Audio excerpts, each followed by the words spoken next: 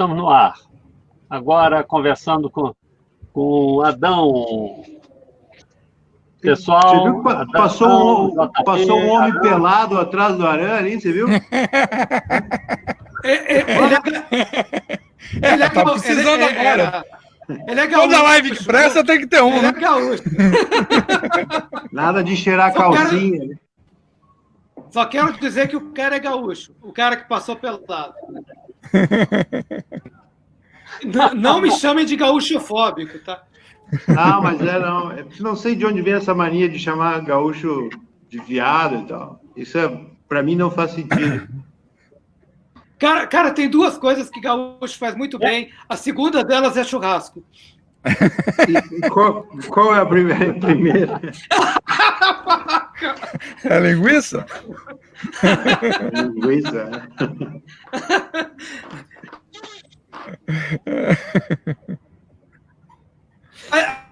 Pessoal, aliás, eu queria aproveitar esse negócio de churrasco. Já estamos no ar, a gente podemos. já pode perguntar coisa séria? Vamos lá. Já. Peraí, O ideal é que não fale entrando coisa na séria. Só a única pessoa que pode falar alguma coisa séria aqui é o Adão. Não, mas eu quero fazer uma pergunta séria para o Adão, porque eu vejo o Adão colocando foto de churrasco dele, e ele fica tirando onda no Instagram, que ele é o maior churrasqueiro. E aí eu queria saber o seguinte, a sua churrasqueira tem fogo embaixo e também do lado, é isso? Esse é o segredo? Vou te explicar. Fazer um bom churrasco, a maneira argentina. Você sabe que eu estou a fim de dar um curso. Eu não sei fazer churrasco no Brasil. Para mim não tem muita lógica, aquele buraco, aquela altura e tal, né? Eu só fui aprender aqui na Argentina. E realmente, a carne deles é melhor e tudo, mas o sistema eu achei muito mais legal, né? A grelha fica 10 centímetros de altura, que é o tamanho do meu pênis quando está em repouso, né? Mas assim, e você faz. A minha parricha, né, ela é separada, né, para um bloco de tijolos, e ali se faz a lenha em cima do negócio de ferro, assim, que quando a brasa vai ficando pronta, ela vai caindo, e você vai pegando aos poucos com uma pazinha e vai jogando para baixo da carne, é bem pouquinho que você coloca mesmo, né? Então, é outro sistema, né, a carne está 10 centímetros ali, enquanto no Brasil se põe todo o carvão lá embaixo, se espera fazer toda a brasa, mas, claro, aí o churrasco fica a 60 centímetros de altura, que é o tamanho do meu pênis quando está em... Chama a sua mulher aí para participar da live. Espantou, tinha 3 mulher aí para participar da live. Naranja tá aí. Mas, olha, eu não sou especialista, né, porque... Assim, eu só faço cortes simples, né? Nada de corte muito grosso e com osso e tal. Eu vou mais nos cortes finos, né? Então, mas você fica tirando onda. Você fica tirando onda de que você é um puta churrasqueiro, que eu já vi, cara. Lá no Instagram, não, porque o meu churrasco, porque não sei o quê, porque mas tanto sentido. A minha vida é só tirar onda de tudo. Eu fico dizendo que eu faço muito bem tudo, né? Inclusive churrasco. Ele já vem com altura de grelha, já vem com posicionamento de carvão. Você já começa perdendo. Mas olha, já começa perdendo. Não dá. Mas eu tô a fim de fazer isso. Acho que vai ser, vender fazer uns vídeos. Não tem mais vídeo, essas coisas, né? Vídeo. Como é que é? Não tem mais locadora de vídeo, então tem que fazer um CD, não tem mais CD. Ensinar fazer churrasco. Como fazer churrasco, parte 1, a escolha da carniceria, os cortes, a lenha, né? Onde você deve morar, principalmente. Eu coloquei essa roupa de lenhador, né, para mostrar que tá o Machado aqui do meu lado. Não é esse cara pelado, não é o Machado. Mas, ó...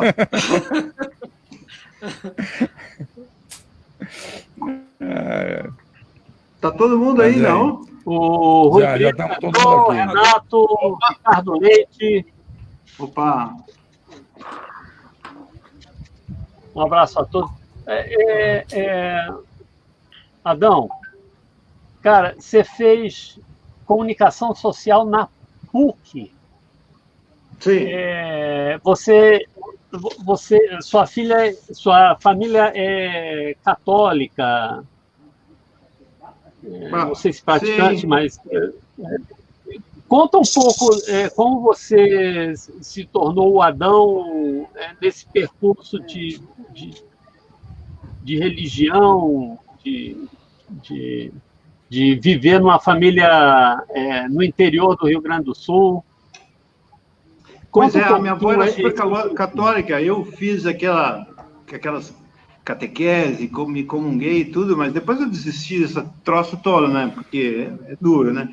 Mas a minha avó, eu lembro que uma vez eu estava ela tinha uma biblioteca onde só tinha coisa de religião católica, né, era 300 tipos de Bíblia, imagens, não sei o que, era só coisa de religião, e no meio tinha um livro daquele, sabe aqueles livros antigos com capa preto e branco e tudo, que era... Eu peguei, assim, achei curioso, porque ele destoava dos outros livros, e era a vida sexual dos gregos. Aí eu peguei aquilo, e estava toda a família reunida na cozinha da casa da minha avó, né, tomando chimarrão e conversando, e eu cheguei com aquele livro e comecei a ler, né, e era muito legal, porque Nero tinha um namorado que se chamava Jumento, por causa dos seus dotes e tal, né, porque o homem é homem pela frente, mulher por atrás. Fiquei lendo todas essas coisas, e a minha avó começou, né, todo mundo começou a rir, ela falando, leva esse livro para ti e tal. Uma pena que eu perdi esse livro, né? Eu ia te perguntar se você ainda tem ele.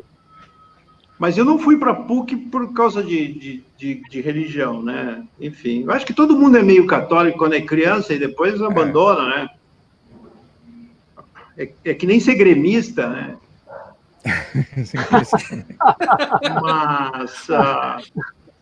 Mas sei lá, eu não gosto muito das coisas de religião, assim, religião católica para mim, essas coisas, o que está, sei lá, evangélico no Brasil e tudo isso para mim é muito ruim, assim, eu não gosto, é o tipo de onda que eu não gosto, né? Não é. Você já estava com outra cabeça quando você começou a fazer quadrinhos, né? Você começou bem cedo, né? A Dundum, você tinha que idade quando... Olha, na verdade eu comecei rabiscando com tijolo na calçada, depois comecei a desenhar com nanquim, e depois publiquei meu primeiro desenho lá na cidade de Cachoeira do Sul, eu tinha 17 anos, né? É, isso. E aí eu comecei a curtir pasquinha, em fio, essas coisas, né? Ainda não tinham chegado a Angeli, esse pessoal todo, né? Aí eu fui morar em Porto Alegre e cheguei, fiz uma exposição de quadrinhos, conheci o Luciano Veríssimo, e foi tudo trabalhando muito, desenhando muito, né? Aí eu participei de uma revista chamada Magazine, e depois eu fiz a Dundum, isso foi em 1990, né? Mas a Dundum você era editor, né? Como? Você era um dos editores da Dundum. Claro, eu e o Gilmar Rodrigues, né? A gente era editor da revista. Foi uma ideia super maluca, né? Assim, que a gente nunca imaginou que ia explodir do jeito que explodiu, por causa de uma polêmica política e tal, né? Fala um pouco disso. Teve quantos números? Teve quantos números a Dundum? Os 4 números. Não, é o seguinte... Pouca coisa, foi suficiente. A gente pediu o apoio da prefeitura, né? A Secretaria Municipal da Cultura, para fazer uma revista em quadrinhos, com sei lá, e escolher, reunir vários cartunistas gaúchos, né? Para juntar a gente, compilar e fazer a revista e tal. Bom, aí a gente fez, mas era uma revista assim que o conteúdo era perverso, era duríssimo, assim, era putaria, violenta e tal, era super punk e tal. Então a gente imprimiu a revista, 1000 exemplares, né, e estava ali o brasão da Prefeitura Municipal de Porto Alegre. E de repente, era o PT, a primeira administração do PT, Olívio Dutra, isso aí pegou, né, e de repente a oposição ao PT resolveu usar a revista para atacar, né, e, sei lá, eu tinha uma história em quadrinhos que um cara come uma porca, blá, blá, blá, sabe, era tudo assim, tinha todas as piores coisas, a gente ia ser muito cancelado hoje, essa revista, né, por racismo, por sexismo, Bom, tinha uma história em quadrinhos que um cara, ele é estuprado por uma polícia feminina, olha só, o cara tá na rua e 2 policiais femininas estupram o cara, e o cara vai na delegacia do homem, e na delegacia do homem, os caras ficam rindo dele, o cara deve falar, fui estuprado por 2 mulheres, eles começam a rir do cara, sua bicha, não sei, e comem o cara lá, né? enfim, e a gente foi processado por todo mundo. Todo mundo queria processar a gente. E aí, bom, eu fui processado junto com o Olívio Dutra, então foi horrível. Tive até uma hemorroida.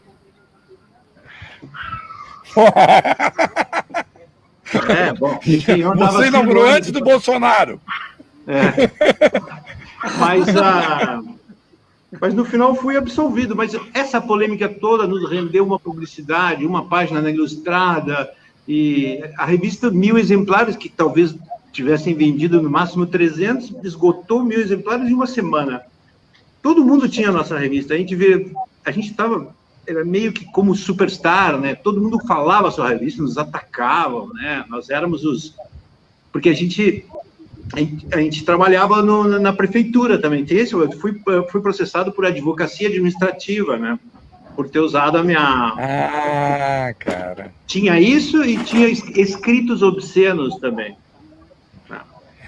O quadrinhos, ele se presta muito a isso, né? Porque qualquer ignorante abre uma revista em quadrinho, vê uma imagem e ele consegue entender, né? É diferente de livro, que você precisa ler e ter um pouquinho mais de intelectual para sacar as coisas. Eu tive uma encrenca dessas. Só uma pergunta para você. Já é nesse momento que você foge para a Argentina? Muda para a Argentina? Não, eu naquela época... Ele fugiu para São Paulo. Olha só, eu fiquei meio assustado, porque naquela época eu tinha passagem comprada, eu estava mudando para Paris, né? Então começou a sair lá na imprensa que eu estava fugindo do país, sabe? Coisa desse... Era meio assustador mesmo. Eu vim morar na Argentina muito tempo depois, em 1906. Não, você já estava... 2007 eu vim para a Argentina, 13 anos. Faz tempo, faz pouco tempo. Relativamente. Agora, se deu bem. Essa inversão de papel que você falou dos policiais é uma coisa que é uma tradição com a Aline, né? A Aline faz inversão do papel estereotipado. Muitas vezes ela tem uma atitude que você meio que um espelhado do que se espera de um estereótipo masculino, né? De tomar as rédeas, do controle do que se espera no estereótipo do machismo, né? Só que nessa inversão. Eu publiquei ontem nas redes, eu fiz uma tira da Aline, né? Já estão pegando, né? Brincando, fazendo trocadilho de home office. E as pessoas acharam machista. Eu não entendo como pode ser machista. A mina é casada com 2 caras, transa com quem quer, é resolvida, gosta de trepar. Isso nem machista. Bom, né? Não dá. É um momento... Eu acho que sempre teve idiota no mundo, mas é que agora estão aqui online, né? Você acha que aumentou o número de idiota no mundo? Ou o idiota só ele aparece mais porque agora ele tem rede social? Porque antigamente a gente ia aqui para um bar, por exemplo, nós 6 aqui, a gente ia para um bar e a gente ia ser idiota entre a gente. Agora a gente entra na internet e é idiota para o mundo. Então eu me pergunto o seguinte... Eu acho o seguinte, der um microfone na mão de cada idiota do planeta. O número de idiota aumentou, essa eu acho que é a questão. O número de idiota... Eu acho que sempre teve idiota. Essa é a minha opinião, né? Eu acho que sempre teve, né? Não sei, eu acho que... Não sei responder a isso. Eu acho que agora... Antigamente a gente escrevia as merdas que a gente escreve e estava no jornal e no máximo que se recebia era uma carta de leitor lá e tal, né? Que devia ter 100 cartas e uma era publicada.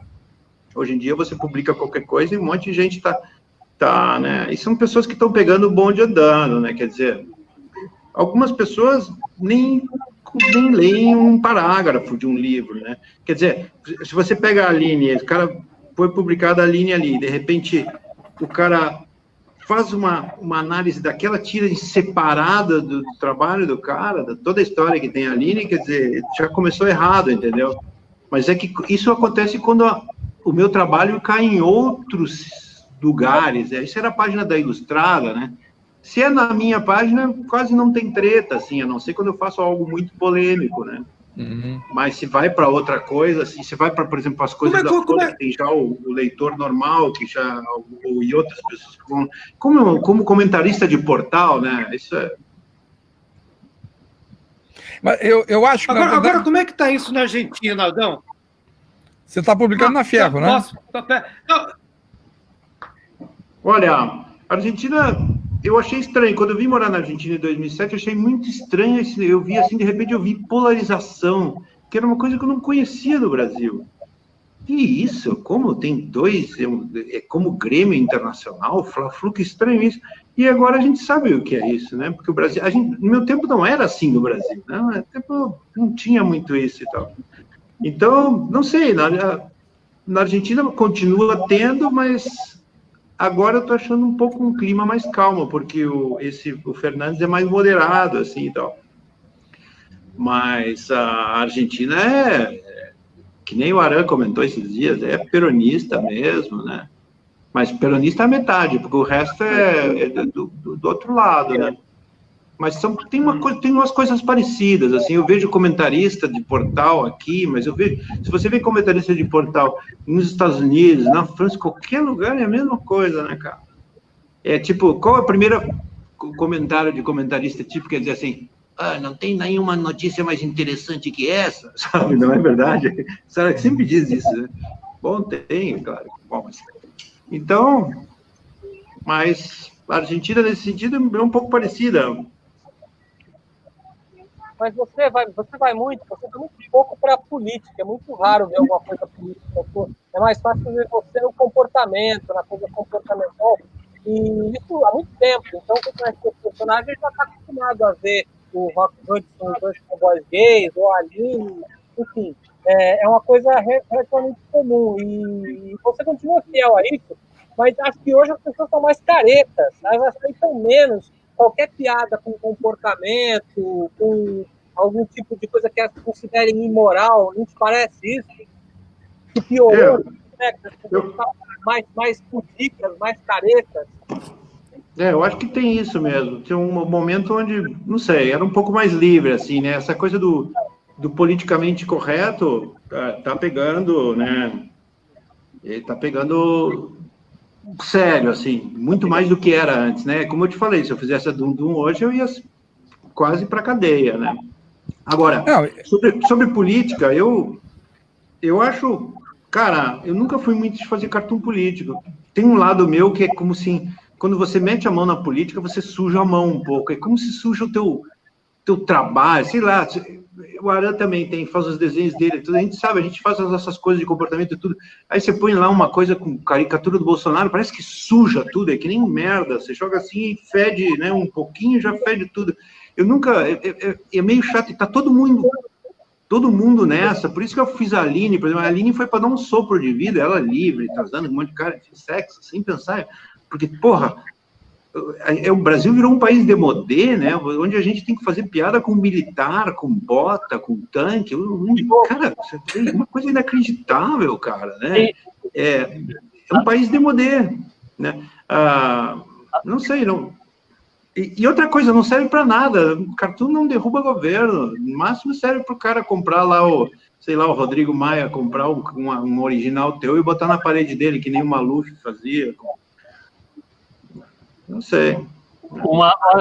Tem uma coisa, Adão, que eu concordo contigo nesse ponto, quando o cartunista vai fazer assim uma crítica ao poder no caso hoje é o Bolsonaro, e aí faz um desenho do Bolsonaro, isso aí já é desgastante você fazer um desenho de um cara desses, e ainda fazer bonitinho.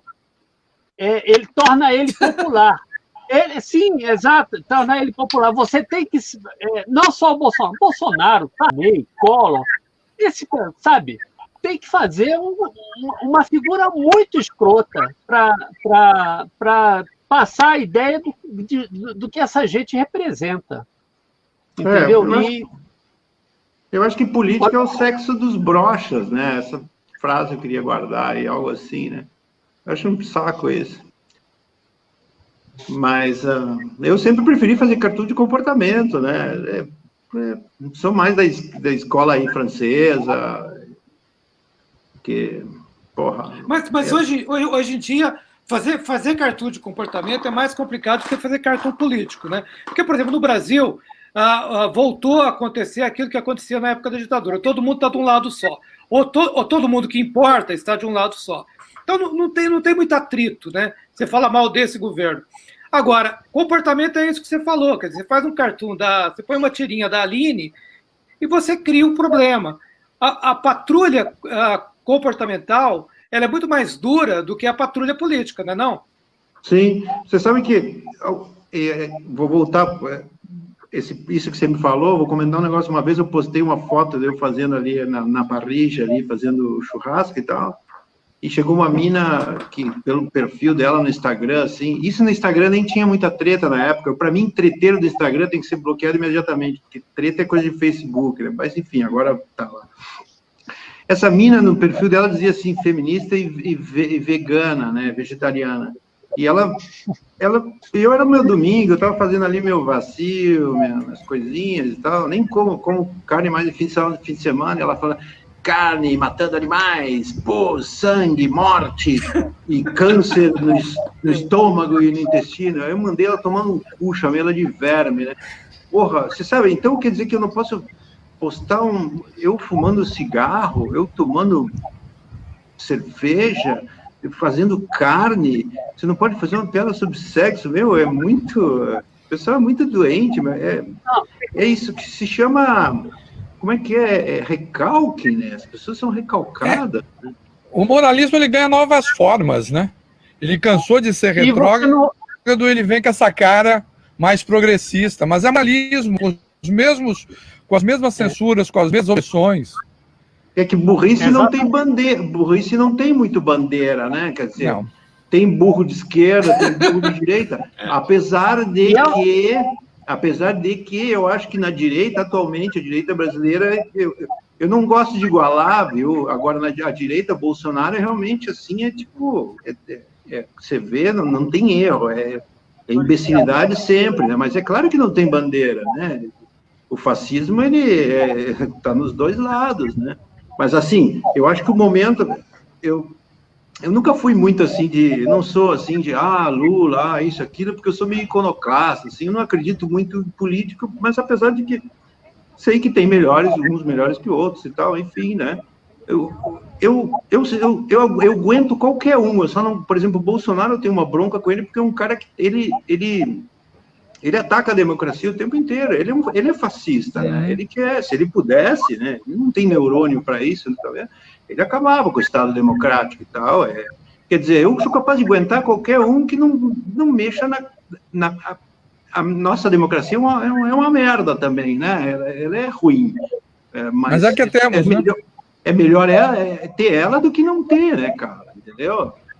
Mas, assim, burrice tem de todos os lados, né? E, porra, eu vi por exemplo, nessas críticas que fizeram para a tira da Aline, tinha uma mina ali que era atriz, cara, atriz, e eu vi ela com um monte de ator ali, aí eu vi ali uns posts dela no Instagram de artistas contra o fascismo, porra, aí você vê que era uma mina que provavelmente é de esquerda, né? Mas, assim, eu me considero mais... Provavelmente é fascista. Eu me considero mais de esquerda em alguns sentidos, assim, tal, que pode ter humanismo, direitos humanos, essas coisas e tal. As pessoas geralmente atacam a esquerda, dizer que eles não sabem mexer muito com a máquina de calcular e tal, né? Enfim, eu sinto um pouco de falta de esquerda agora no Brasil por causa do Bolsonaro. O Bolsonaro me jogou mais para a esquerda. Ele é culpado disso. Porque todo mundo, a esquerda dele é a esquerda, então... E ele claro, tá na extrema-direita. Concorda com ele ou a esquerda? E a esquerda dele é todo mundo, né? Porque a direita do Bolsonaro só o Gengis Khan, né? Não tem ninguém à direita dele. Todo mundo é comunista, né? É muito louco. Todo mundo é comunista. Adão, olha só. Você fez um cartoon maravilhoso que tem um muro, daqueles muros que separam dois lados, e um dos lados tem duas pessoas conversando, e fala, o que tem do outro lado? Lá é o pessoal do politicamente correto, que faz humor politicamente correto. E aqui era do pessoal do humor politicamente escroto, ou qualquer coisa desse tipo. Esse cartoon é maravilhoso. Aí ele pergunta, quem construiu esse muro? Quem construiu esse muro? Não sei, eu acho que é o muro da natureza, né? Um pouco, né? É assim, muitas pessoas de esquerda criticam esse cartoon, né? Porque, então, tu pode fazer piada sobre racismo, sobre sexista, machismo, tá entendendo? O pessoal já vai assim, já é tendencioso, né?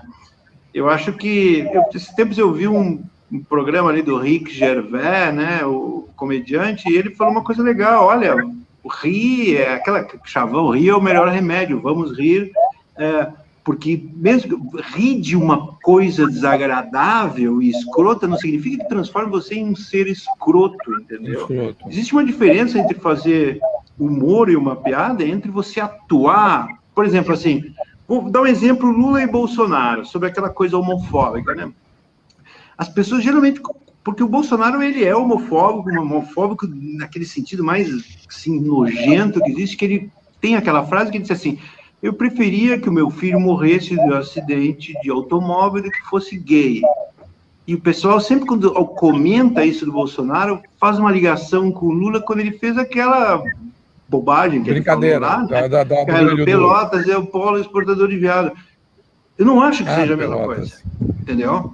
Eu acho que um chefe de Estado não pode dizer isso, sempre eles vão falar bobagem, um chefe de Estado não pode dizer isso, mas não é a mesma coisa, não igualo, né? No caso do Bolsonaro é doença mesmo, é ódio mesmo, cara, né? E voltando ao muro, não sei, eu prefiro, eu tô, na verdade, do outro lado, né? Eu tô no lado do humor livre, né? Eu acho que cada um tem o seu tom de humor, né? Quer dizer, tem cara, assim, tem coisas que perderam sentido para mim no humor, né? E outras que tem ainda. E se tem, eu faço, né? Agora, eu tenho medo de ser processado no Brasil. Imagina, esses tempos eu fiquei com medo aí de Bolsonaro, porque eu moro em outros países. Imagina se eu tiver que ir para o Brasil, sabe?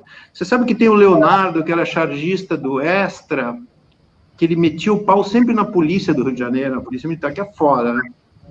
E você sabe o que os caras da polícia faziam com ele? Abriam um processo com ele em cidadezinhas próximas. Sim, em vários locais. Puta, ele tinha que pegar o ônibus, veio lá para Niterói, não sei o quê, né? 28º DP, o caralho. E em geral é mais de um, fazendo vários processos e todos separados. É sacanagem. Agora, essa coisa do humor... humor engajado é chato, né? Humor politicamente correto, humor que constrói, quer dizer, essa cena da Aline está ali numa suruba, né, no home office, né, no quarto. As pessoas falam, não é o momento adequado de fazer isso. Só faltou garantir as pessoas não estão usando máscaras, né? Mas não existe momento adequado para o humor, né, cara? A pior coisa do mundo é o cara que quer calar a boca e amarrar as mãos de um humorista, um cartunista. Isso é o pior, eu acho, dos crimes, né?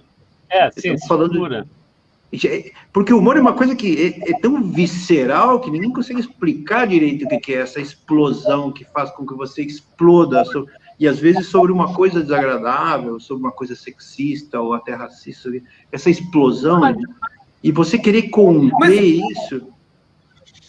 Mas veja, Adão... Olha, só um segundinho. O humor é o espelho da crítica da sociedade. Então, ele tem que mostrar tudo isso.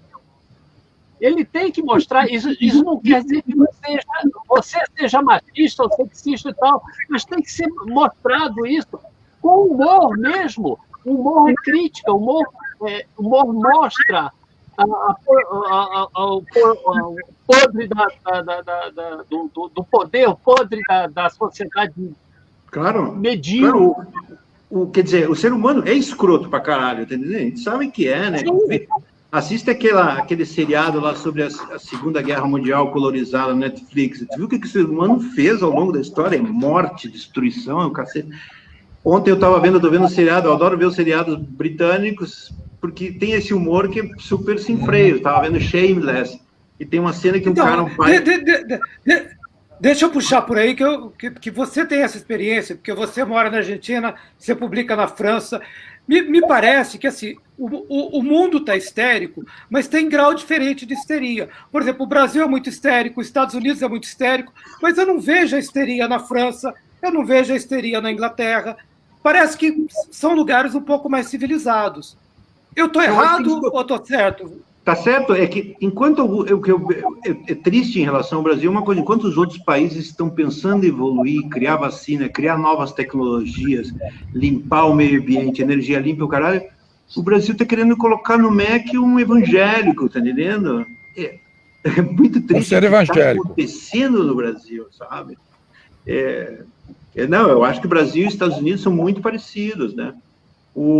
Mas voltando ao Shameless, tem uma cena do Shameless que o pai bêbado, que é alcoólatra, ele pega um cachorrinho e a dona do cachorro não aguenta mais aquele cachorro velho, então ele pega, ó, leva embora, tipo, esse cachorro, e ele leva o cachorro, põe dentro de um saco e joga no rio. Quer dizer, olha essa cena. Mas o ser humano faz isso. Isso é um espelho do que é o ser humano, né? É uma cena dura, né? Agora, o pessoal vai dizer, não, mas que violento, não sei o quê, mas o ser humano é violento, né? Eu acho que o The Office tem essa pegada, né? O The Office pega tudo de pior que pode existir num ambiente de trabalho e te fazendo rir te faz pensar também, né? Porque você primeiro ri, depois você pensa, mas que merda que é isso, né? E existe, isso que é pior, né? Eu acho que talvez... E tem gente que fala que não consegue nem assistir o The Office, porque dispara o nervoso e tal, mas... Eu queria ver de novo, mas não está mais no Netflix. Eu quero ver a britânica, eu não tenho saco de ver... Do Gervais. Dos Estados Unidos, eu imagino que possa ser pasteurizada, mas... Sim, esse humor desses caras incomoda muito, né? Mas o humor tem que incomodar às vezes. Eu acho que... não sei, até eu falava, o Aré é cartunista, também, enfim. Eu acho que tem um tom aí, que eu descobri ao longo de meus décadas de desenhar. Vamos lá. Se uma vez eu sacaneio, por exemplo, o feminismo, e tem a ver muito com a quantidade, olha só. Hoje eu sacaneio uma tia, uma feminista, bababá. Do dia seguinte é legal dar uma variada, é um rodízio, entendeu? Porque se você parece uma girada, né? Você repete no dia seguinte, sacaneou, não, sacaneou. Uma semana sacaneou, aí parece meio estranho mesmo. Então, eu acho que também tem a ver com o rodízio, né? É uma metralhadora giratória e tem que ir girando um pouco, porque os alvos tem que ser vários, né? Porque senão parece que você está meio que... Eu lembro que uma vez no Twitter eu fiquei sacaneando o vegetariano durante uns 4, 5 dias e um cara lá falou que era vegetariano. Porra, cara, vai tomar no seu cu, meu. E depois eu fiquei pensando, ele estava certo mesmo, velho. Devia ter dado um descanso pro cara. Mas, Adão, conta um pouco como é que é teu processo. Você é muito produtivo. Todo dia tem tirinha sua. Eu estou sempre vendo você com suas pinturas também. Para quem não sabe, acho que esse quadro aí atrás do Adão é um dos quadros dele. O Adão é um puta pintor abstrato, assim, tem um puta trabalho legal de pintura também. Então, eu estou vendo o tempo todo, e você divulga muito o que você faz, eu estou vendo que você está trabalhando o tempo todo, mas que hora você senta, assim, para criar uma tirinha? Você resolve que vai ser da Aline? Ou você resolve que vai ser sem personagem? Como é que é teu processo? Conta um pouco pra gente. Bom, então vamos lá, eu já tenho mais umas 7 mil, desde 96 na Folha, mais de quase 8 mil tiras, né? Eu sou daqueles caras que produzem no dia anterior para o dia seguinte, né? Eu não tenho horário de trabalho. Eu adoraria poder esboçar a tira à noite para no dia seguinte ter amanhã para fazer... Porque a arte final é rápida, né? Você, em 20 minutos, arte finalizou uma tira, né? No meu tipo de traço, assim. Enfim, eu não tenho um horário preciso. Eu sou um cara que eu durmo cedo e acordo cedo, né? durmo 7 horas por dia, não sou daqueles que dormem 4 horas, não.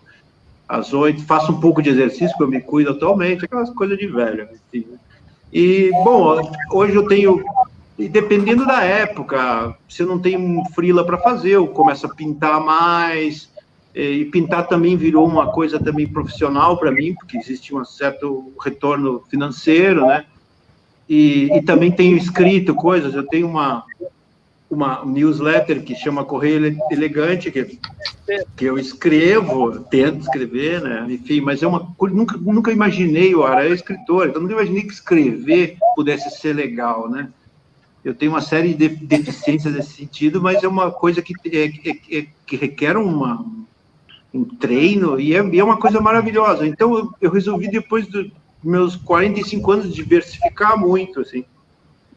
Então, eu trabalho muito, né? Mas eu acho que talvez eu resolva rápido as coisas também, né? Eu não sou um cara de uma tira, não posso demorar 1 hora para finalizar uma tira, 1h30. Mas às vezes acontece, às vezes trava, mas eu tenho, como o Woody Allen tem uma gaveta com recortes de papel que ele vai anotando ideias. Eu tenho uma gaveta onde deve ter 300 ou 400 ideias. E às vezes as ideias não servem. Então, quando eu estou sem ideia, eu recorro a essa gaveta, mas às vezes essa ideia que não servia há 6 meses, agora você olha, pô, isso é legal e tal. Mas como você determina qual serve e qual não serve? Porque pode ser melhor também. Como? Eu não escutei. Como é que você determina que ideia serve e que ideia não serve? Você tem a tirinha para fazer. E assim, como é que você decide? Essa aqui não serve.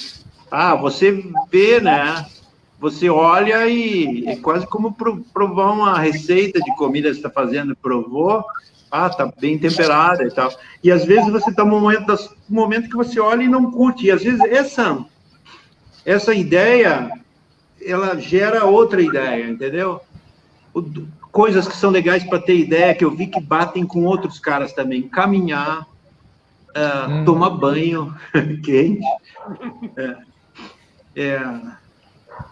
Enfim, mas eu não tenho um horário assim, né? Mas eu estou sempre muito, assim, 24 horas, tirando as horas de sono e tal, minha cabeça está pensando sempre em alguma coisa e tal. O humor político é uma coisa mais recente para você, né? Principalmente o que você tem feito na Piauí. E você está saindo bem, né? Para um cara que a carreira inteira é marcada pela crítica de costumes, né? Pelo comportamento. Como é que isso entrou e como é que você resolve isso? Eu fiz poucas coisas de política, eu fazia algumas coisas para caros amigos, eu achava umas coisas muito ruins, eu nunca fui bom caricaturista também, mas na verdade não precisa ser caricaturista. Talvez eu acho o melhor humor político que eu vejo assim, é o que não tem muita caricatura e tal, ou se tem, sabe? Mas eu comecei a fazer mais política quando eu fiquei nesse momento do Brasil agora, que é um momento, acho um pouco preocupante, assim, né? Aí sim, e Bolsonaro é um prato. Quanto pior a política, melhor para o humorista, né? O Veríssimo, uma vez perguntaram para ele, né? Você prefere como é fazer humor? Olha, era muito mais fácil na ditadura militar, mas eu prefiro a democracia. Fazer piada do Bolsonaro o cara começou o governo postando um vídeo de um cara mijando no outro, fazendo golden shower. O que você quer? Fala de homofóbia. Máscara é coisa de viado. Pô, nem penso, máscara é coisa de viado. Quantas piadas dá pra fazer aí, cara? Ou se me chamavam, eu era o humorista escroto. Esse do golden shower é concorrência, né? Eu só fazia piada de cu, pau, essas coisas. Agora a gente tem um presidente que tem fixação em cu, em viado. É isso que eu falei. Mas tem uma coisa, e eu queria saber o que o Adão acha disso. Como a direita usou o humor para se eleger no Brasil? Eu não sei se isso aconteceu também com o Trump, mas, por exemplo, o meme virou uma arma política do bolsonarismo no Brasil, porque a esquerda estava chata pra caralho. O que você acha disso?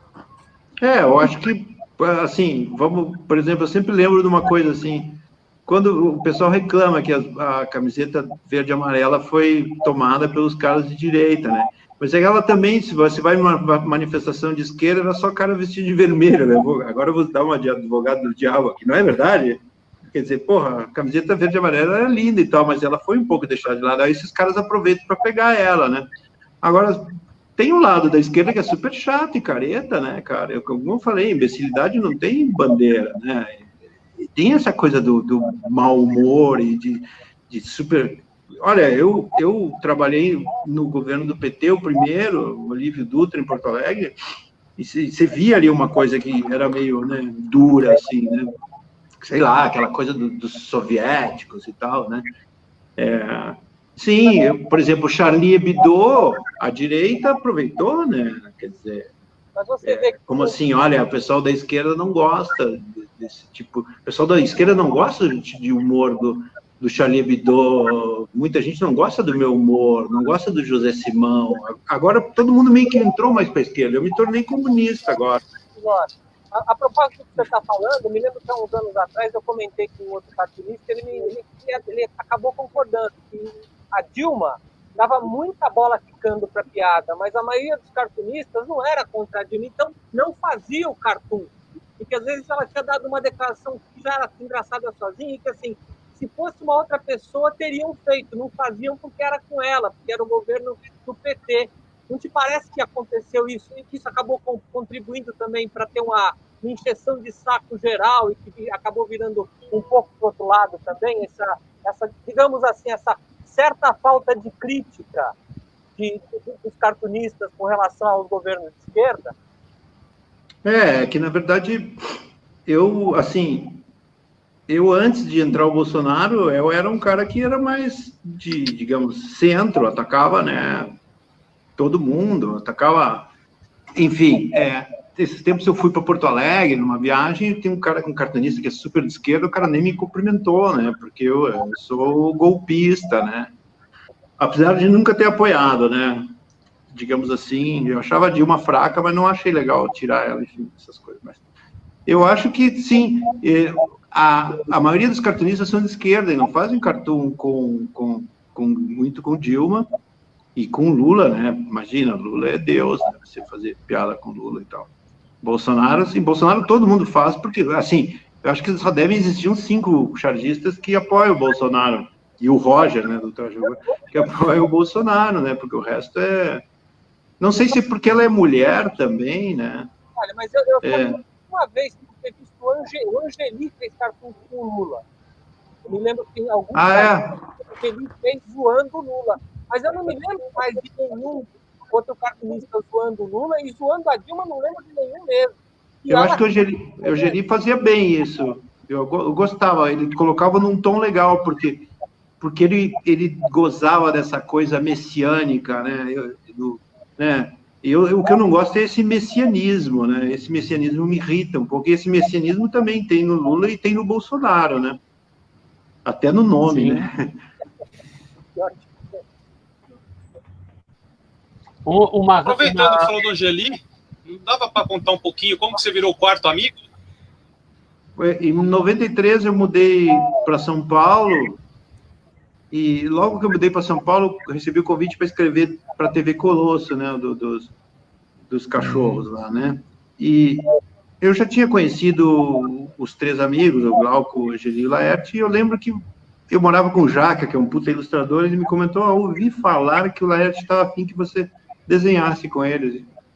Não sei, até que um dia o Laerte me ligou e falou, olha, não quer desenhar com a gente? Eu, claro, né? Daí...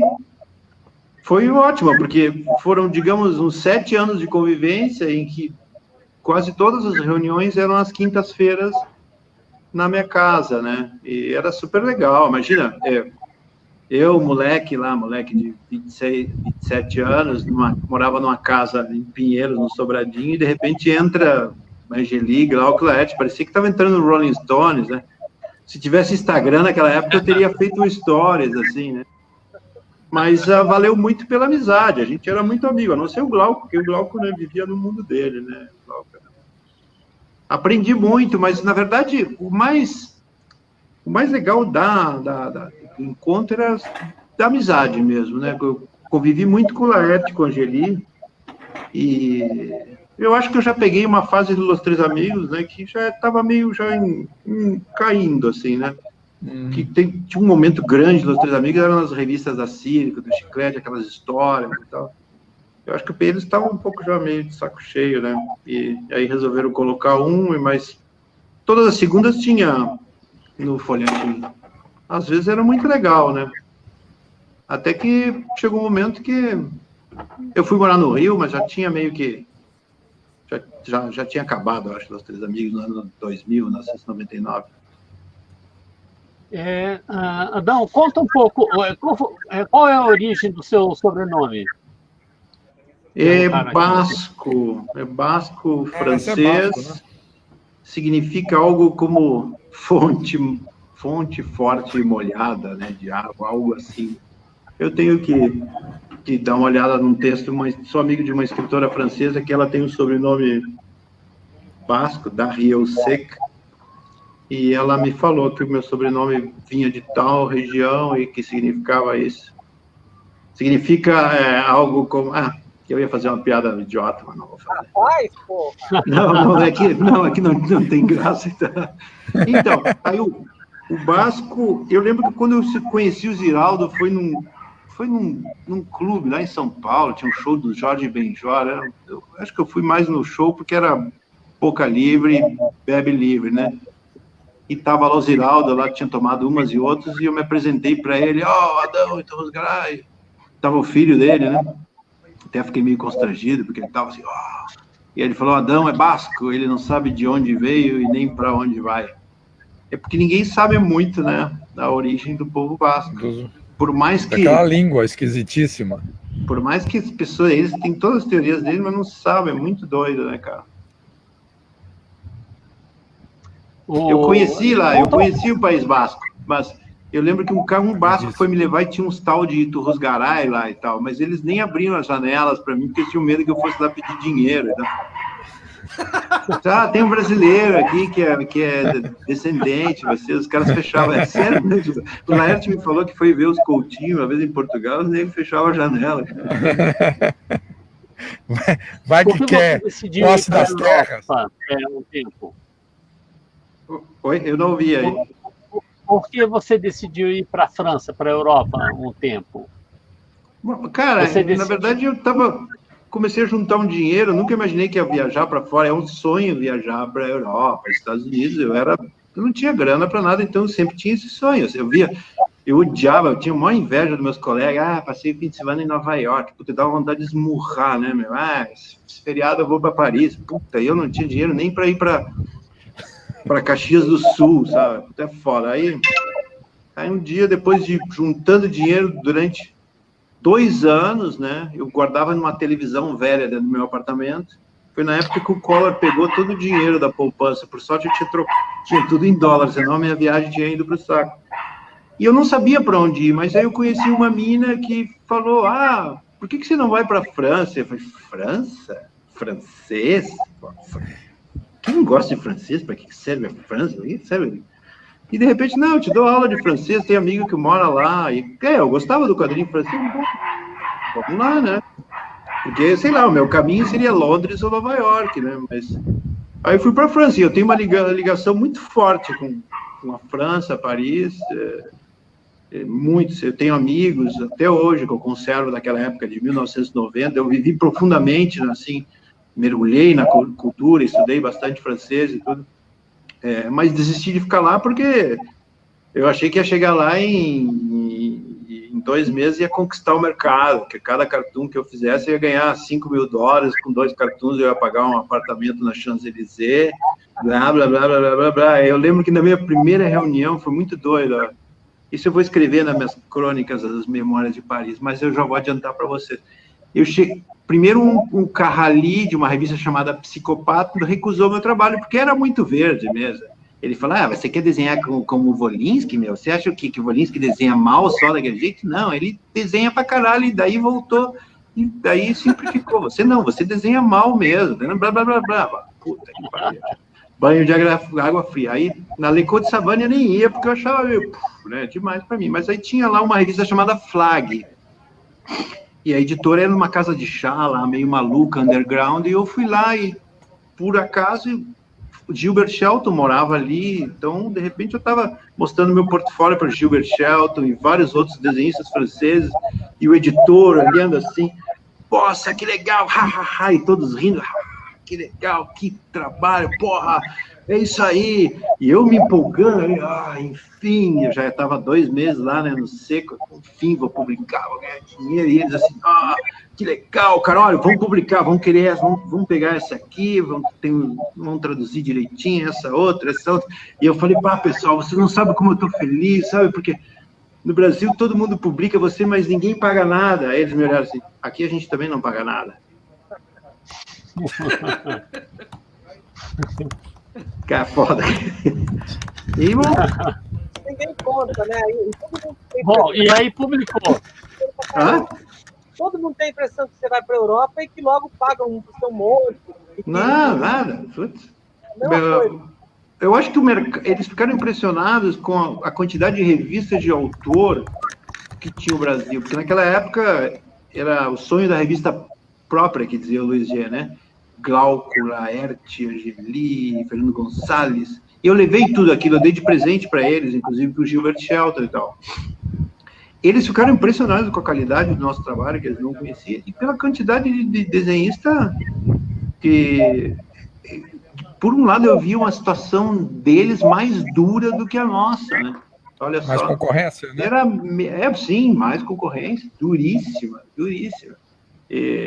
Eu voltei, daí fui imediatamente morar em São Paulo, e foi que São Paulo, realmente, eu adoto São Paulo como uma das minhas cidades de coração, porque São Paulo foi decisivo para minha profissão, né? Eu acho que se eu não tivesse morado em São Paulo, a minha vida teria sido completamente feia. Eu teria virado ator pornô, algo assim. Você ficou quanto tempo na Europa? Não chegou a completar 1 ano, assim, com 9 meses e tal. Mas foi assim, tipo, eu fui morar lá quer dizer, eu fui com o intuito de ficar para sempre. Como assim, te digo assim, foi muito intensa. Sempre quando eu posso voltar a Paris, para mim é emocionante. Se eu tivesse um apartamento em Paris para morar lá, eu não ia reclamar, eu não ia dizer, eu ficaria, porque eu acho uma maravilha e tal. Você guardou as revistas que publicaram seus trabalhos? Tenho muitas aqui. Sempre quando eu retorno lá, encontro o Shelton, muito legal, porque o Gilbert Shelton, acabei ficando amigo, assim, a gente se encontrava, e eu lembro que, contar uma história engraçada, né? Eu lembro que uma vez o Eduardo Bueno fez uma entrevista, foi em 1991, logo depois que eu morei em Paris. De repente eu vejo na capa da Zero Hora, do Dominical, Eduardo Bueno entrevista Crumb e Gilbert Shelton. E aí, de repente, eu estava na casa da praia da minha mãe, estava meio triste, era um intermédio da minha vida, assim. E, de repente, eu olhei aquela matéria e falei, de repente o Shelton se lembra de mim e fala de mim e tal. E daí eu li a matéria, matei a saudade do Shelton e tudo, blá, blá, blá, mas não tinha nenhuma linha sobre o meu nome. E depois me contaram que o Eduardo Bueno perguntou para ele se eles conheciam algum desenhista brasileiro, e o Shelton me citou, tem o Adão e tal. E ele não colocou na matéria do jornal da minha cidade, né? E depois o Peninha se desculpava na rua, encontrei na rua em Porto Alegre. Tudo bem, eu não sei, eu não tenho, mas acho estranho, né, cara? Você é indiano, vai lá para os Estados Unidos e entrevistar um escultor, tem um escultor indiano que eu adoro, da tua cidade. Não sei. Freud explica. Mas o mais engraçado é que o Shelton, quando veio para Flip, há uns anos atrás, perguntaram para ele na entrevista do Globo se ele conhece algum brasileiro, e aí ele me falou e tal. E por pouco eu não conheci, eu estava na Patagônia, porque eles passaram por Buenos Aires e Uruguai. Eu tenho certeza que se eu tivesse ido para Buenos Aires, eu teria encontrado ele, conhecer o Kramer, ia ser uma maluquice e tal. Olha essa pergunta do Bruno. Sobre censura na Europa. Você sofreu censura na Europa? Cara, assim, é uma coisa meio top secret ainda que eu preciso, porque eu não quero prejudicar pessoas e tal. Eu fui convidado por um consulado de uma cidade europeia no ano passado e fui para essa cidade, mas eu fui convidado antes do governo Bolsonaro. Eu ia fazer exposição da oficina de quadrinhos, escola. Quando entrou o governo Bolsonaro, simplesmente nem foram me pegar, a embaixada se descolou de mim. Eu não fiquei triste porque, na verdade, assim, bom, foi terrível, porque eu tinha uma exposição e a exposição não foi feita. Aí a escola de imigrantes, filhos de imigrantes, me convidou, assim, por outros caminhos. Falou, você vem, fui para lá. Isso já no governo Bolsonaro, porque me cortaram total porque a exposição, porque eu tinha material no Facebook, tirando onda com Bolsonaro, blá, blá, blá.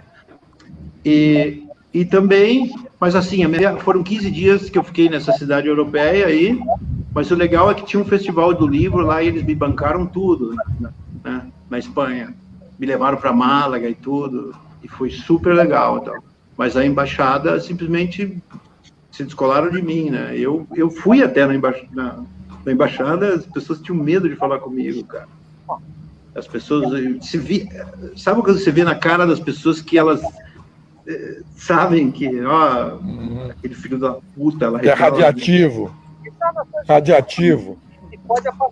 Não, aquele filho da puta, digamos, o Bolsonaro, né? Assim, desculpa. Sim, mas é que você era radiativo nessa situação, né? Para esse pessoal, e para ficar longe dele. Sabe o que é, cara? Talvez agora, quando mude, daqui 1, 2 anos, eu vou contar essa história aí, porque é muito escroto, né? Mas é que tem gente que eu gosto que trabalha lá, sabe? Não sei, eu quero prejudicar e tal, né? Ou será que eu devia? Mas eu não sou escroto, cara. Deu o que falar essa coisa. Hã? Eu acho que você não devia falar. Vai ficar chateado em ter sacaneado quem você gosta depois. Então, acho que não é legal para você. Agora, me sempre a paciência quando eu vejo alguém da classe artística, em geral, defendendo o Bolsonaro. Eu conheço vários artistas que são bolsonaristas. Me irrita muito. Esse governo trata todo mundo que é ligado a qualquer tipo de arte como merda. Como se fosse a pior pessoa do mundo. E eu acho impressionante que as pessoas, às vezes, fazem assim, ouvidos de mercadoras bostas que ouvem e se cegam a todo monte de sacanagem que esses caras fazem com todo mundo que é ligado à cultura, de uma forma geral. É impressionante. Né? Não, assim, eu divido quem votou em Bolsonaro em 2 tipos, assim, né? Tenho amigos que votaram nele e tudo, eu conheço um que, sabe, porque muita gente votou no Bolsonaro porque não queria o PT, que queria que o país andasse, as reformas, toda aquela papagaiada toda, blá, blá, blá, né? Só que, de repente, o Bolsonaro entrou no governo, postou um vídeo do Golden Shower, né, enviado, não sei o quê. O Bolsonaro estava cumprindo a promessa que ele fez. Na verdade, ele é sincero, né? Então, tem muitas pessoas que já caíram fora ali, já no início, porque a gente não está modernizando um país, né? Ao contrário, né? Agora, assim, essas pessoas eu perdoo um pouco. Agora, esses caras que até hoje se mantêm alinhados, cara, sabe? Eu tenho parente, que eu briguei com parente, os caras querem arma, querem, sei lá, porra, Globo lixo, e que o cara tem o cara falou assim, eu quero a Folha de São Paulo, vai pro lixo. Eu vim cá, eu trabalho lá, você quer então que eu fique desempregado e tudo, e vem cá, se eu quiser que a tua empresa vá pro lixo, você vai continuar meu amigo e tal, é isso. Então entende por que eu acho que você é um filho da puta, entendeu? E por que é isso que eu não quero ter contato com você, né? Eu não entendo, algum artista tá ligado ao Bolsonaro, porque o Bolsonaro é anti-artista, né? Não consigo... isso que me aconteceu na Europa, dessa coisa aí, foi bem estranha, cara, porque de repente eu estava lá numa escola de imigrantes, dei uma oficina para as crianças, filhos de alguns presidiários e tudo, órfãos, e o pessoal da escola me impressionava todo mundo na Europa muito impressionado com o Bolsonaro, com tudo que estava acontecendo, né, o governo começando e tudo. Quer dizer, agora... Eu não sei até que ponto os governos de esquerda também censuravam artistas de direita, não sei como funciona o outro lado também, né? Mas esse governo, ele consegue ser... Não com essa virulência. Não, esse governo... Não com essa virulência. Esse governo, ele é órfão curro, né? Ele é órfão curro. Ele consegue... Não, a diferença é que o lulismo ficava na ameaça, né? Vamos censurar a imprensa e tal. O bolsonarismo, ele age. Ele mete um processo em cartunista da Folha, ele cria um problema com a Aroeira. Assim, eles são escrotos, de fato, entendeu? É que nem eu te falei, eu aguento qualquer cor política, assim, até um certo ponto. Mas quando assim, o cara despreza a democracia, existe uma diferença, né? O Bolsonaro despreza a democracia, né? É um sociopata que despreza. Mano. Isso é uma outra coisa de que você cede, por exemplo, que nem Macri. Macri é um liberal, né? Ok, é isso aí, democracia é isso. Vota num, não deu certo, deixa, né? Agora, você vota num cara que é contra-voto, porque esse cara, se ele pudesse, não existiria eleição, né? Ele ia se torturar. Ele já ameaçou. O Brasil chegou no... Isso que está acontecendo no Brasil parece uma série, uma maluquice, né? Nego com tocha, em Brasília, Supremo. Completamente real. É algo que... A gente tem o pior presidente do mundo e o que atuou pior nesse momento da pandemia, entendeu? Porque, assim, eu vi aqui um argentino comentando, mas ninguém sabe o que é certo, se é a quarentena ou não quarentena. A gente só vai saber o certo quando isso acabar e quando a gente contar os mortos. Eu disse, não. Se começou dessa forma, tá errado, porque está colocando em risco um monte da população que é inocente, entendeu? Em um momento desses, claro, tem economia, blá, blá, blá, mas você tem que resguardar e proteger as pessoas, as vidas, né? O Brasil poderia ter 10 mil, 8 mil mortes agora. Esse cara é um assassino, cara. É genocida, né? É diferente. Então tá, eu concordo com vocês. Acho que quando a esquerda fazia isso de botar, né? Não digo nem censurar, mas tipo tentar pensar em censurar alguém que pensava diferente da direita, era de forma muito menor, muito menos agressiva com que agora. Agora é censura mesmo, né, cara? Eu queria puxar um pouquinho para quadrinho, porque eu acho que a gente está falando muito de política. Eu queria fazer uma provocação para o Adão, já que ele é meio gaúcho e meio argentino, que é o seguinte: o quadrinho argentino é melhor que o quadrinho brasileiro? Ou não? E por quê?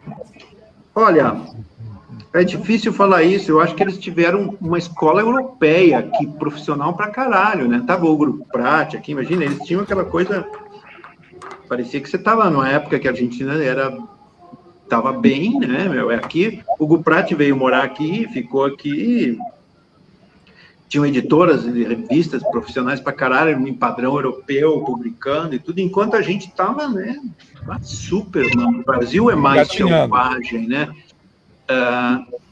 Agora, eu acho que dá para comparar umas coisas. Talvez, nesse momento, o quadrinho argentino fosse melhor, ali na Fierro, mais antiga e tal. Mas eu acho que o quadrinho brasileiro... O grande responsável pelo salto no quadrinho brasileiro foi o pessoal de São Paulo, da Circo. Eu acho que isso, para mim, eu não vejo em nenhum lugar do mundo algo tão importante. Quando eu levei para... Eu estava comentando na França, cara, que isso, cara? Cada um tem sua revista. Até eu tive a minha, enfim, né? Então, acho que nesse momento o Brasil fez uma coisa que era, né? E teve um certo fôlego ali, né? Agora, eles têm uma qualidade gráfica impressionante aqui. Na Argentina. Agora é um país bom, o papel tá agonizando em todo lugar do mundo, a publicação, né? Mas você vê a qualidade tem uma coisa meio europeia, assim. Agora, uma coisa que é legal no Brasil são essa garotada aí das feiras, parada gráfica e tudo isso, sim. Esse novo quadrinho alternativo brasileiro que vai se vender. Eu já participei dessas feiras e achei bem legal, né? Assim, mas esses caras aí, tem o filho do Laerte, toda essa turma aí, cara, e outros que eu não conheço, e aí tem uma qualidade muito grande no quadrinho e tal. E aqui também, né? Mas eu vejo uma maior força no quadrinho de livro no Brasil atualmente.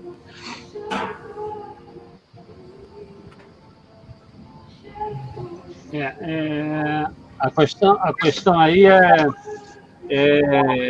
que o desenhista, isso eu estou falando de anos 50, né? O desenhista argentino, eles provavelmente ganhavam melhor e tinham mais condições de realizar um trabalho de qualidade do que o brasileiro. Brasileiros aqui. Claro. Aqui, para fazer uma página de quadrinhos, eles ganhavam uma miséria, então eles precisavam viver daquilo, então eles faziam de qualquer maneira. O importante era entregar 20, 30 páginas por dia, sei lá. Isso eu estou falando dos anos 50. E aí essa nova geração que veio da Circo, Toninho Mendes, que teve a coragem de editar vários, teve essa ideia da Circo Editorial, e fez um trabalho fantástico no final dos anos 80, né, início dos anos 90, isso daí deu uma vida enorme ao quadrinho brasileiro. Eu acho, a gente tinha o Rio de Janeiro antes, lá, né, com coisa do Pasquim e tal. Pasquim. E depois teve... Sim. São Paulo deu troco, assim, saiu o samba e a bossa nova e entrou o rock and roll, né? Era Lisboa e entrou Porto. Eu lembro que eu morava em Porto Alegre, cara. Eu fui fazer faculdade na PUC, Publicidade e Propaganda. Eu lembro que devia ser em 1987. Eu chego numa banca e vejo um desses gibis de tira, desses que são retangulares, assim, da Rebordosa, foi o primeiro que ele lançou, né? Aquilo para mim foi muito impactante, assim, né? Eu acho que foi a coisa que mais me impactou na minha juventude em termos de história em quadrinho. Era aquela coisa assim, de repente, você sabe quando você bate o olho e fica maravilhado, mas ao mesmo tempo te deixa mal, porque você diz assim, puta, que merda, porque era isso que eu queria fazer, blá, blá, blá, blá, blá.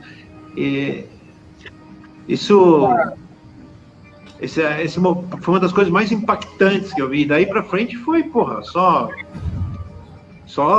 os títulos do que a Circo lançou, né, na revista própria Circo, depois teve o Laerte, Striptease, né, que é o Náusea, Os Piratas.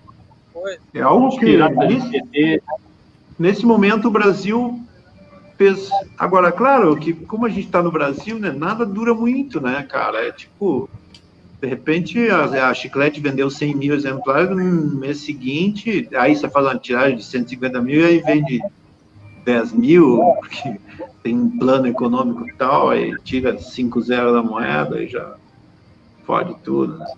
Mas eu acho que uma coisa que favoreceu muito esses cartunistas que você está falando aqui de São Paulo, você, inclusive, nesse mesmo grupo, você, o Laerte, o Angeli, o Glauco, fizeram todos caralho. Vocês faziam muita coisa, né? Então, muito volume. Por isso dava para fazer várias revistas, vocês estavam também sempre no jornal, e assim, vocês eram, de certa maneira, a maior concorrência que o Maurício de Souza tinha na banca de jornal, né? E ele tinha um estúdio, né, com gente fazendo Mônica pra caramba, mas vocês, do outro lado, vocês não baixaram a bola, né? Vocês também estavam o tempo todo, muita coisa legal. Vocês trabalhavam bastante, né?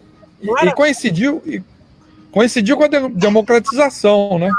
Você tira aquele peso da censura, tudo aquilo, foi um alívio, foi uma coisa de catarse quase.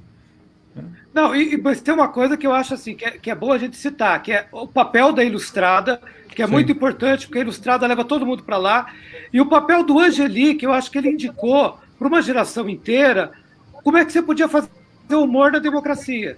Assim, olha, vamos para a tirinha e vamos fazer uma coisa legal na tirinha. Porque antes disso era aquele cartoon de... Você colocava o cara de cartola montado no operário, né? E tudo bem, assim, era o nosso cartoon de ilha, né? Agora eu queria falar uma coisa para mim. Buenos Aires... Fala. Não, era como eu só queria voltar... vai lá, você. A gente vai ficar brigando aqui, Adão, peraí. Não, eu só queria puxar um negocinho para a Argentina aqui. Quando eu conheci o Passeio da Historieta, eu fiquei fascinado. Falei, cara, o que é isso? Esses personagens. Fiz o passeio inteiro. Terminei no Museu de História e Quadrinho. E daí eu me lembrei que a gente fez a Mônica Parede em São Paulo e quebraram a cabeça da Mônica, caralho. Assim, porra, puta que pariu. Fala sério. Ninguém vai lá quebrar uma falda. E roubaram uma. Mas roubaram uma. Assim, ninguém pensa em quebrar uma falda, caceta. Não, mas é que no Brasil quebram tudo. Esses dias viu uma coisa impressionante, que é uma rodovia no Nordeste, que são esses... cheia desses... para gerar energia eólica, né? Esses como chama, catavento, isso? Como é? Todos derrubados, uns 200, porque eles roubam as baterias, cara. Fora, né? Não, o que eu ia voltar a falar é que, na verdade, eu estava falando do Angeli, eu acho que quando a gente falou, o Angeli fazia piada com o Lula e fazia com a Dilma, de dentucinha e tudo, mas ele fazia de uma forma muito legal, sabe? Ele brincava com essa coisa meio messiânica, mas sem cair numa coisa... Né? Eu convivi muito com o Angeli e ele falou, né, que na época que ele convivia com o Enfio, como ele um dia encheu o saco daquela coisa de esquerda mais, né, comunista e tal. Todo mundo escutando, sei lá, bossa nova e samba, e ele queria escutar Rolling Stones e não combinava com aquele negócio, né, se vestir de preto. Ele sempre comenta, acho que quase, não sei de que forma ele rompeu com o Enfio, né, mas tipo, não dá mais, né.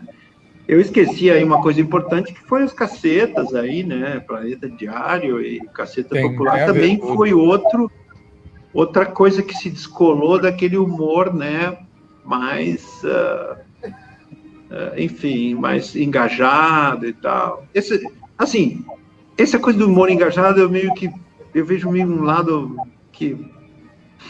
Eu não acredito muito nisso, no final das contas, né, cara? Porra, não acredito, cara. Olha só, quer programa mais chato de humor que esse Zorra que estão fazendo aí, que o Aran participou da criação, era outra coisa quando no começo. Mas agora ele está uma catequese. Então, é um humor engajado. Não é humor, né? Porque o humor engajado não é humor, não é engraçado. Não é engraçado. Você não está lá para ficar aprendendo as coisas. É que a situação força a mão da gente. É o que? Anti-Bolsonaro, né? Força a mão. A situação força, te obriga, te leva a isso. Bolsonaro contaminou, né, cara? Eu me seguro para não fazer piada do Bolsonaro. Puta, não merece que eu mova a minha mão, gaste meu cérebro para fazer uma piada daquele que não é um ser humano, né, cara? Quando você tirou o espectro dos militares e no meados dos anos 80, é aquele momento. A Aline tem tudo a ver com aquela época, o Rock Hudson também, porque você está falando de outra temática, você está abordando outras coisas que estavam sufocadas. Mas hoje em dia você tem que ficar falando a respeito, né, reativamente a isso que está acontecendo. É uma situação que te empurra para tomar partido. O Brasil tem que fazer piada sobre democracia. Era uma coisa que já exatamente para trás, né, cara? Já chega isso. Cara, a gente está discutindo ditadura. Vamos discutir sobre sexualidade. A Folha outro dia fez uma matéria de 10 páginas explicando o que é ditadura. Pelo amor de Deus, caralho. O que é ditadura? Ditadura é... Caraca, o que é isso? Não, mas... 1964, né? Mas eu tive que escrever para amigos meus a diferença... Vamos embora, tem um problema no trampo aqui, preciso resolver. Tchau. Abraço. Tchau. Prazer, Adão. Prazer, Aran. Um abraço. Beijo pros outros. Beijo pra todo mundo aí.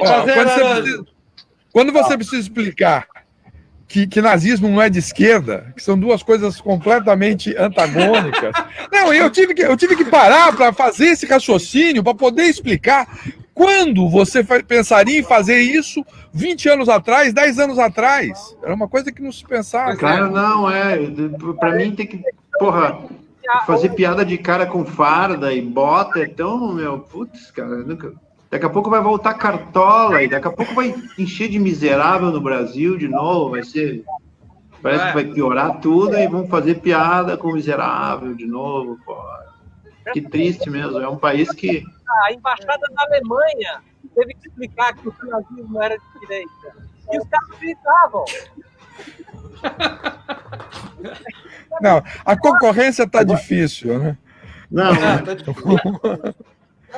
Eu queria conversar um pouco sobre essa tua vertente de escrever roteiros para programa. TV Colosso, por exemplo. Eu não consigo te imaginar escrevendo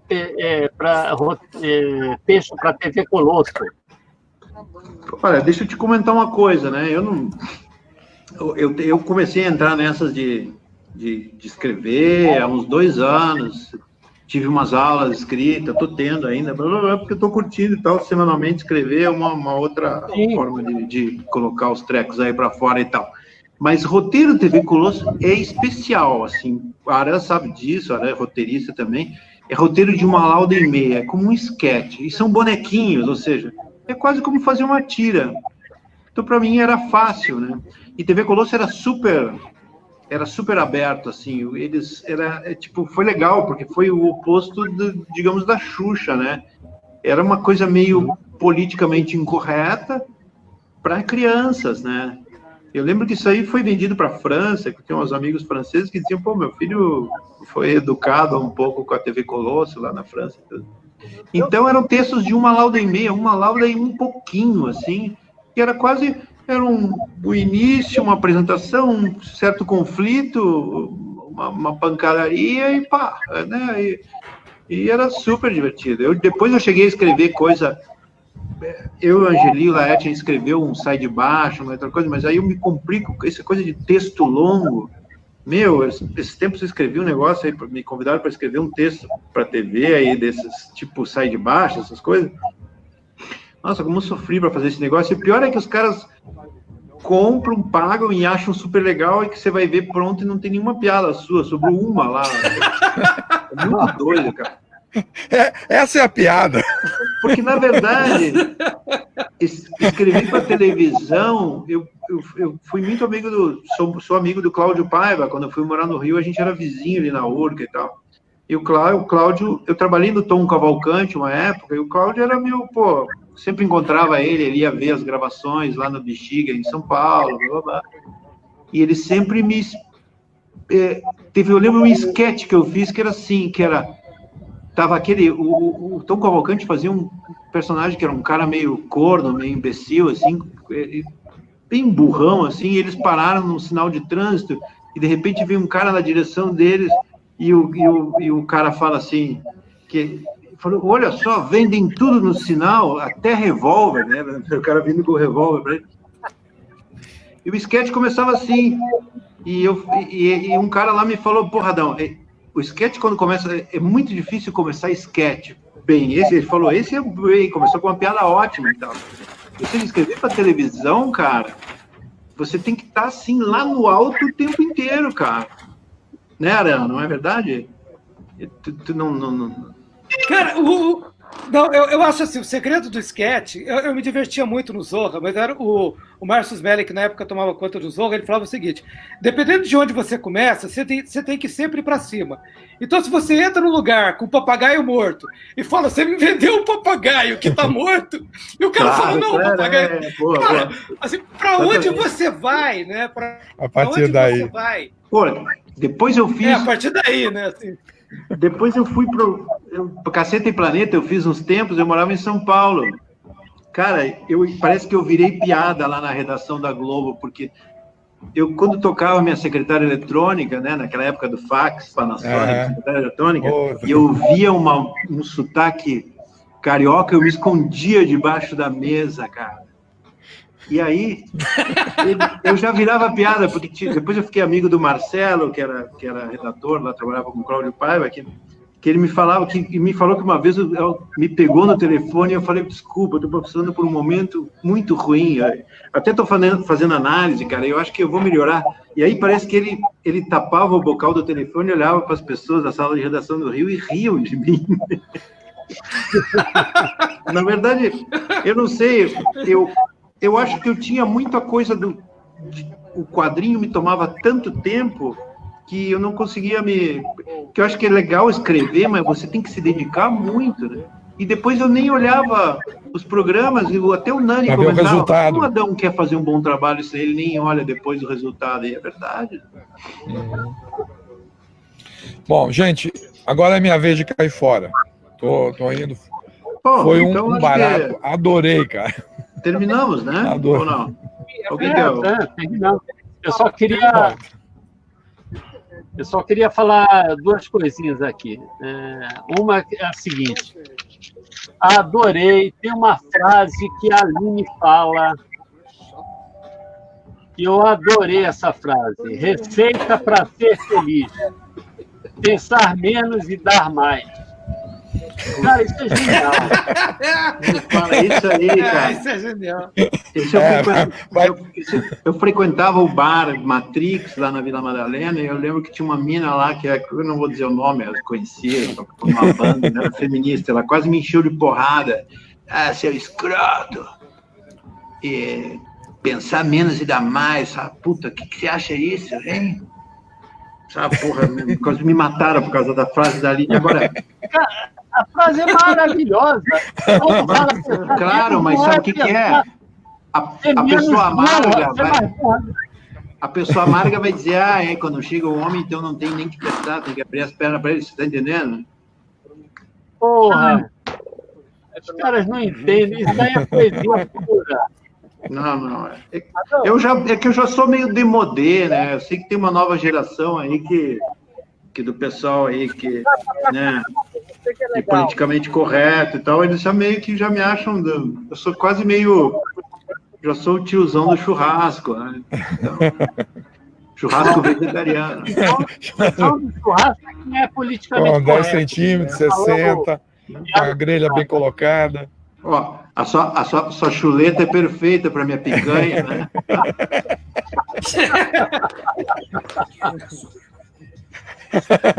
E aí serve o pavê em seguida. O problema do Bolsonaro e sua turma é que eles pensam menos e dão menos, né? É tudo ruim, né? Ali ninguém come ninguém. Não pensam e não dão. Não dão. Não, pensa não dão, né? É isso, meu caro. Agradecer a tua presença aqui, foi muito Imagina. legal, muito feliz, todos nós aqui estamos muito felizes com você aqui. É um prazer conhecer também o Edson, que eu não conhecia pessoalmente, né? E, puta, vamos fazer outra logo, gente. Vamos. Olha, é uma maravilha estar com você aqui, a gente continua seu fã. Muito. a próxima a gente vai fazer assim, ao vivo, né? E com máscaras. Não, a gente vai fazer ao vivo na Argentina e você vai fazer um churrasco, cara. Churrasco. Isso é bom. E tomar um vinho. É o seguinte, cara, claro. depois que tudo isso passar, a gente vai rir disso tudo. Não todos, obviamente. Essa é a pergunta. Muito bom, cara. Muito legal. Bora, um abraço aí, cara. Não vai nada. Abraço para todos vocês. Um abraço. Abraço. Obrigado. Tchau, gente. Tchau.